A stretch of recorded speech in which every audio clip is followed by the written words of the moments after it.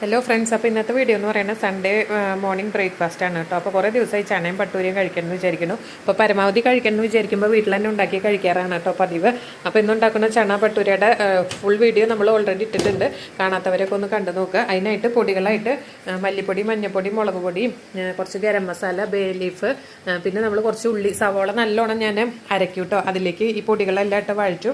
അതിന് ശേഷം അതിലേക്ക് കുറച്ച് തക്കാളി, ഒരു തക്കാളി അല്ലെങ്കിൽ 1.5 തക്കാളി നമ്മൾ എടുക്കുന്ന ചണയ്ക്ക് അനുസരിച്ചിട്ട് അതും അടിച്ചൊഴിക്കുക. അതാണ് നമ്മുടെ മസാല. ലാസ്റ്റിൽ കുറച്ച് ചണ മസാല കയ്യിലുണ്ടെങ്കിൽ ചേർത്ത് കൊടുക്കാം. ചണ, മഞ്ഞൾപ്പൊടി, ഉപ്പിട്ടിട്ട് വേവിച്ചെടുത്തതാണ്. കുറച്ച് ചായലയുടെ വെള്ളം കൂടെ അടിക്കുമ്പോൾ ഒഴിച്ചു കൊടുക്കാം കേട്ടോ. അല്ലെങ്കിൽ ഒരു കളർ ഉണ്ടാവില്ല. ചണ എപ്പോഴും വെളുത്തിരിക്കും. ഈ ടിപ്പൊക്കെ ഉപയോഗിച്ചിട്ടുള്ള ഫുൾ വീഡിയോ നമ്മൾ ഓൾറെഡി അപ്ലോഡ് ചെയ്തിട്ടുണ്ട് കേട്ടോ. അപ്പോൾ കാണാത്തവരൊക്കെ ഒന്ന് കണ്ടു നോക്കുക. അപ്പോൾ ആ സമയം കൊണ്ട് തന്നെ നമുക്ക് ബട്ടൂരയ്ക്കുള്ള മിക്സ് കുഴച്ച് വയ്ക്കാം കേട്ടോ.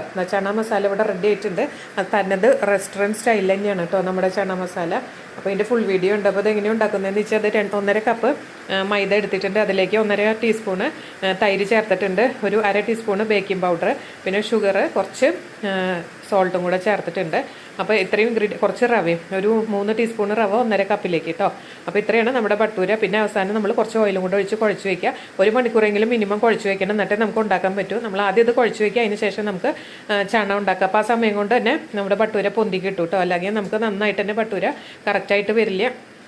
ഇത് ചണയും പട്ടൂരിയും കറക്റ്റ് റെസ്റ്റോറൻറ്റ് സ്റ്റൈൽ തന്നെയാണ്. ഇങ്ങനെ റവ ചേർക്കുമ്പോൾ നല്ല ഗോൾഡൻ ബ്രൗൺ കളറായി കിട്ടും കേട്ടോ. അപ്പോൾ 2 സൈഡും ഒന്ന് തിരിച്ചിട്ട് എടുക്കാം. അപ്പോൾ എല്ലാവർക്കും വീട്ടിലൊക്കെ ഉണ്ടാക്കാവുന്നതേ ഉള്ളൂ. ബട്ടൂരിയൊക്കെ നല്ല ചൂടോടെ കഴിക്കണം ഉണ്ടാക്കി കഴിഞ്ഞാൽ. അപ്പോൾ അതുകൊണ്ട് തന്നെ പിന്നെ പൊടി ഇട്ടിട്ടല്ല പരത്ത്. കുറച്ച് ഓയിൽ ഞാൻ ബട്ടൂരയുടെ തിളച്ച ഓയിൽ തന്നെ കുറച്ചിട്ടിട്ട് അതിൽ തന്നെയാണ് കേട്ടോ. പൊടി ഇട്ട് പരത്തുമ്പോൾ ഫുൾ പൊടി എണ്ണയിലാവും ചെയ്യും. അത് കറക്റ്റായിട്ട് വരില്ല. കുറച്ച് ചിലത് ഭാഗം കരിയും ചെയ്യും. കുറച്ച് എണ്ണ ഒഴിച്ചിട്ട് ഇങ്ങനെ പരത്തി കഴിഞ്ഞാൽ കറക്റ്റായിട്ട് തന്നെ വരും കേട്ടോ നമ്മുടെ ബട്ടൂര. അപ്പോൾ പൊടി അധികം ഉപയോഗിക്കാതിരിക്കും നല്ലത്.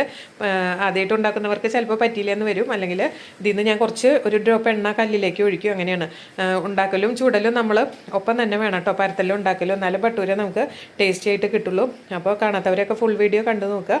ഞാൻ ഷോർട്ട് വീഡിയോ ആയിട്ട് പറഞ്ഞതേ ഉള്ളൂ. അപ്പോൾ നമ്മുടെ ചണ ബട്ടൂര ഇവിടെ റെഡി ആയിട്ടുണ്ട്. അപ്പോൾ ഇങ്ങനത്തെ വ്യത്യസ്തങ്ങളായി വീഡിയോ ആയിട്ട് ചൈനീസ് കിച്ചൻ വീണ്ടും വരുന്നതാണ്. അപ്പോൾ നമുക്ക് സൺഡേ ഒക്കെ കുട്ടികൾക്ക് ഉണ്ടാക്കി കൊടുക്കുക എന്തെങ്കിലും വ്യത്യസ്തമായിട്ട് ഒരു ബ്രേക്ക്ഫാസ്റ്റ് ആയിട്ട്.